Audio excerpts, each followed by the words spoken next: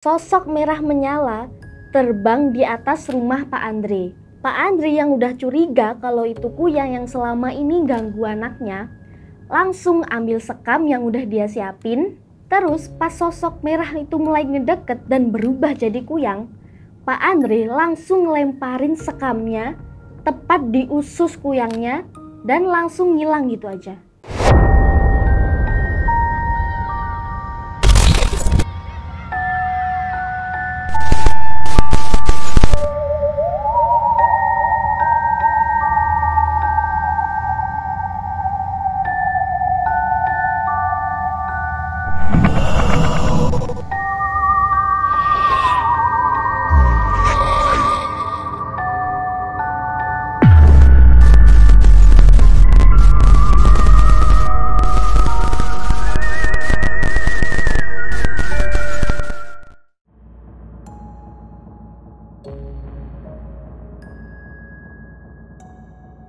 Halo semua, aku Sylvina dan sekarang kalian lagi nonton Kode Abstrak. Di sini kita bakal bahas sesuatu yang creepy, mulai dari misteri, horor, mitos, konspirasi, atau juga tragedi. So, di malam Jumat ini masih dengan tema yang horor-horor lagi.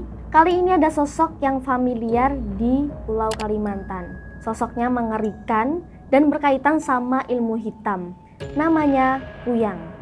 Ya udah, langsung aja kita ke ceritanya. Buat warga Kalimantan pasti udah tahu dan gak asing sama sosok Kuyang ini. Tapi buat yang belum tahu, jadi Kuyang adalah sosok wanita yang menganut ajaran ilmu hitam atau perjanjian sama iblis. Penganut ilmu hitam ini biasanya punya tujuan tertentu. Biar awet muda, biar cantik, atau biar pinter, atau pengen dapat kekuatan sakti, dan punya kehidupan yang kekal. Kalau siang, wujud wanita ini kayak manusia pada umumnya, cuma dia menggunakan baju yang besar atau jubah buat nutupin tubuhnya dari sinar matahari. Tapi kalau malam, beda lagi nih. Kalau malam, dia bakal berubah jadi bentuk yang mengerikan. Gimana gak mengerikan? Soalnya bentuknya ini ada kepala dengan mukanya yang pucat, matanya melotot merah, dan mulutnya menganga bersimbah darah kayak mau mangsa orang. Dan badannya ini nggak berbentuk karena cuma ada organ dalam aja, kayak tulang leher, terus ada jantung, ada paru-paru, terus ada hati sama usus, dan itu pun bersimbah darah. Yang bikin lebih ngerinya, Kuyang yang bentukannya gitu tadi melayang-layang sementara tubuhnya ini diem di rumah. Tahu nggak kalian kenapa Kuyang itu suka melayang-layang? Soalnya Kuyang itu mau nyari tumbal buat syarat perjanjiannya sama iblis. Tumbal yang udah ditangkep bakal dihisap darahnya sampai lemes. Biasanya darah yang dihisap sama Kuyang ini darah wanita yang lagi hamil atau habis melahirkan, atau bayi, atau juga bayi yang sudah meninggal. Nah, kalau Kuyangnya ini udah berhasil minum darah tumbalnya, sosok wanita yang punya ilmu Kuyang ini bakal hidup abadi dan juga jadi kuat. Nah, ada beberapa tanda-tanda orang yang punya ilmu Kuyang. Yang pertama, punya tanda lingkaran warna merah atau hitam di lehernya. Katanya itu bekas kepala yang lepas dari tubuh pas lagi jadi Kuyang. Yang kedua, suka menyendiri dan gak mau bergaul sama orang lain. Ya pastinya dia nutupin identitasnya kalau dia ini punya ilmu Kuyang. Yang ketiga, suka sama bayi. Biasanya orang yang punya ilmu Kuyang ini suka ngedeketin bayi, terus tingkahnya aneh, gelagatnya tuh kayak mau nerekam bayinya gitu, dan bikin bayi yang lihat sosok itu langsung nangis. Yang keempat, orang yang punya ilmu Kuyang ini biasanya ngehindarin kalau ada paku, bulu landak, sapu lidi, atau bahkan jarum yang ditancapin. Ada yang bilang Kuyang ini juga takut sama bawang putih dan bawang merah yang jantan. Nah, itu tadi penjelasan singkat tentang Kuyang. Selanjutnya ada cerita-cerita Kuyang yang ada di daerah Kalimantan.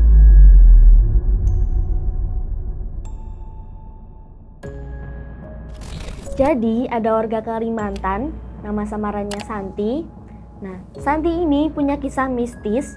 Dia dan keluarganya diteror sama hantu Kuyang. Santi cerita pas dia masih kecil, kira-kira umur 7 tahun, mamanya baru aja melahirkan, dan dia juga punya tetangga yang lagi hamil 5 bulan lebih. Kata warga sekitar, ada sosok kuyang yang selalu ngincer rumahnya Santi sama tetangganya Santi, dan itu kuyangnya kelihatan mundar-mandir bahkan hampir ketangkep. Singkat cerita, Santi ini mau sholat jamaah sama temennya di musola pas lagi bulan Ramadan. Nah, sebelum pergi sholat, Santi ini denger kayak ada bisikan, tapi pas dicek gak ada apapun, gak ada siapapun di dekatnya Santi. Karena penasaran dan suaranya ini terus kedengeran sama Santi, akhirnya Santi ini ngeberaniin diri buat cari tahu sumber suara. Dan ternyata suaranya itu ada di loteng rumahnya. Nah, pas di loteng itu, Santi lihat sesosok kepala di situ. Tapi wujudnya nggak begitu jelas, soalnya kondisi lotengnya itu gelap. Jadi Santi tuh nggak yakin apa itu setan, apakah itu hewan atau apa. Karena makin penasaran nih, Santi terus ngedeketin si sosok kepala itu tadi. Dan bener aja dong, kalian tahu yang dilihat dari tadi itu adalah sosok kuyang.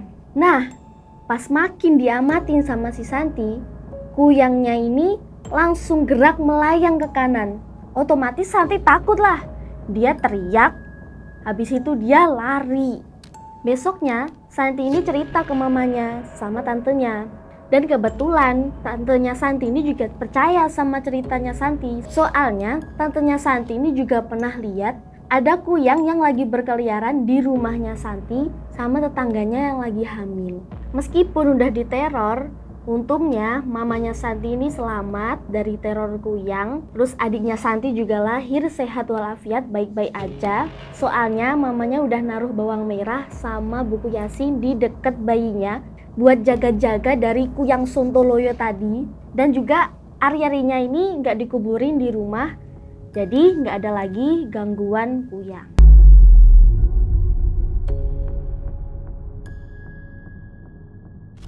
Selanjutnya ada kisah kuyang di Bontang. Cerita ini dari kisah nyata di Bontang, Kalimantan Timur yang dialami sama Pak Andre.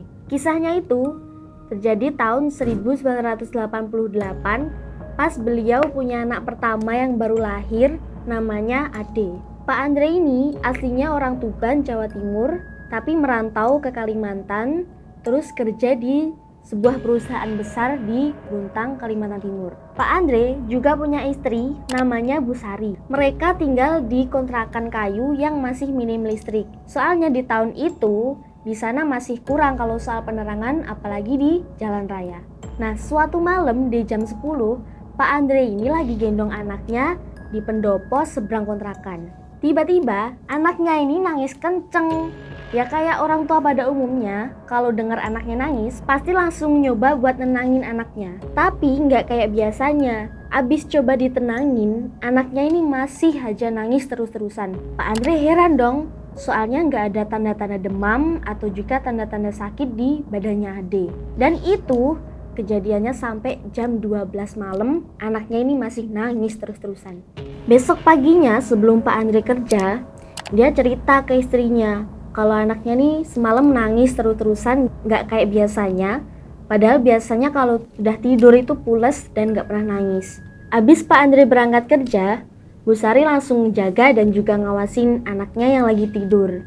Bu Sari juga ngerasa heran sama apa yang diomongin sama suaminya tadi. Setelah kejadian itu, Pak Andre tiap malam selalu ngerasa ada hal aneh kejadian sama Ade. Soalnya tiap jam 12 malam, ketika Ade lagi tidur, dia selalu tiba-tiba nangis. Pak Andre ngira kalau ada makhluk halus yang mau ngegangguin Ade. Karena makin curiga, Pak Andre bilang ke istrinya, kalau misalkan kejadian ini terulang lagi, Pak Andre mau nyari solusi ke dukun soal keanehan-keanehan yang terjadi pada anaknya. Besoknya, kebetulan Pak Andre lagi libur kerja. Terus Pak Andre ini coba cari informasi tentang dukun yang ada di daerah Bontang. Akhirnya dikasih tahu sama salah satu warga kalau ada dukun sakti yang terkenal di situ. Namanya Pak Kamin. Pak Kamin ini juga sesepuh asli daerah Bontang Dan juga udah banyak warga yang minta solusi ke Pak Kamin biar nggak digangguin sama makhluk halus. Abis dapat informasi tentang Pak Kamin, Pak Andre langsung datang ke rumah Pak Kamin. Di situ Pak Andre langsung cerita soal anaknya yang tiap malam itu selalu nangis terus-terusan. Pak Kamin langsung nyoba nerawang pakai air dalam mangkuk buat nyari penyebabnya. Nah, ketahuan lah kalau penyebabnya itu ada gangguan kuyang. Pak Andre yang bukan warga asli situ bingung, emang kuyang itu apa Pak? Terus dijelasin sama Pak Kamin kalau kuyang itu hantu jadi-jadian. Wujudnya bentuk kepala perempuan dengan rambut panjang dan juga organ dalamnya ini terurai. Kuyang ini ngincer bayi yang baru lahir untuk dihisap darahnya, dan kalau habis dihisap bayinya bakal meninggal. Orang yang pakai kuyang ini biasanya perempuan yang punya maksud tertentu, kayak pengen awet muda atau pengen punya ilmu sakti yang kerjasama sama setan atau iblis. Pak Andre juga tanya soal tanda-tanda kemunculan kuyang. Dijelasin juga sama Pak Kamin kalau tanda-tanda kemunculan kuyang itu ada sosok merah menyala terbang di atas rumah, dan itu bikin bayi nangis terus-terusan gak berhenti. Habis itu Pak Kamin langsung ngasih sesuatu penangkal kuyang, yaitu sebungkus sekam sama bawang putih. Pak Kamin nyuruh Pak Andre buat ngelemparin sekam itu pas di ususnya kuyang biar ngerasa perih dan juga hilang. Terus Pak Kamin juga nyuruh naruh bawang putih sama gunting di bawah bantal. Nah, abis dikasih solusi sama Pak Kamin, Pak Andre langsung pulang ke rumah dan langsung ngasih tahu ke istrinya buat ngelakuin apa yang disuruh sama Pak Kamin. Malam harinya, Pak Andre sama Bu Sari udah jaga-jaga kalau misalkan kuyang ini datang lagi ke rumahnya. Nah, bener aja dong. Kalian tahu apa? Sosok merah menyala terbang di atas rumah Pak Andre. Pak Andre yang udah curiga kalau itu kuyang yang selama ini ganggu anaknya, langsung ambil sekam yang udah dia siapin. Terus pas sosok merah itu mulai ngedeket dan berubah jadi kuyang, Pak Andre langsung ngelemparin sekamnya tepat di usus kuyangnya dan langsung ngilang gitu aja. Ade yang tadinya nangis langsung anteng dan tidur pules. Pak Andre sama Bu Sari langsung lega, bersyukur anaknya udah gak digangguin lagi sama kuyang sontoloyo itu tadi. Yah, iseng betul lah pakai ganggu-ganggu segala, itu kenapa coba? Malam-malam berikutnya Ade udah gak nangis lagi kalau tidur. Patengin terus channel kita tiap malam Jumat. Sampai jumpa di Kode Abstrak selanjutnya.